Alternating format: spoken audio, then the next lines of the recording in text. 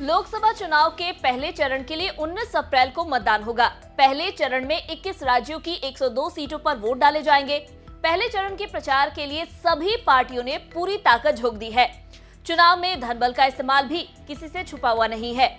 इस चुनाव में धन बल का प्रयोग दिख रहा है, लेकिन लोकसभा चुनाव के पहले चरण के प्रचार के बीच चुनाव आयोग भी पूरी तरह से मुस्तैद नजर आ रहा है।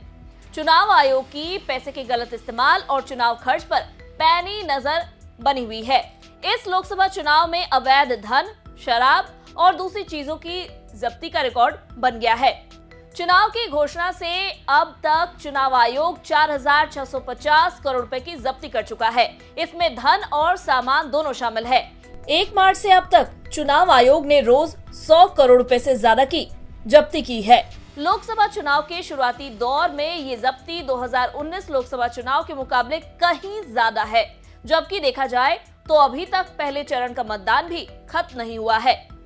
इसका साफ मतलब है कि इस लोकसभा चुनाव में धन बल का खूब इस्तेमाल हो रहा है। आंकड़ों पर नजर डालें तो सबसे ज्यादा धन तमिलनाडु से पकड़े गए हैं।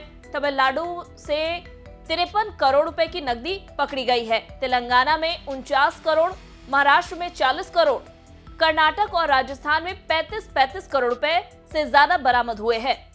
इस बार लोकसभा चुनाव में अब तक 395 करोड़ रुपए नकद पकड़े जा चुके हैं, जबकि 2019 में कुल 844 करोड़ रुपए की जब्ती हुई थी।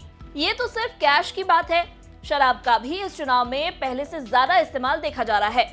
चुनाव जीतने के लिए उम्मीदवार शराब और दूसरे सामान देकर वोटरों को लुभाने में जुटे हुए हैं। इस लोकसभा चुनाव में 490 करोड़ रुपए की शराब अब तक पकड़ी गई है, जबकि 2019 के लोकसभा चुनाव में 304 करोड़ रुपए की शराब पकड़ी गई थी।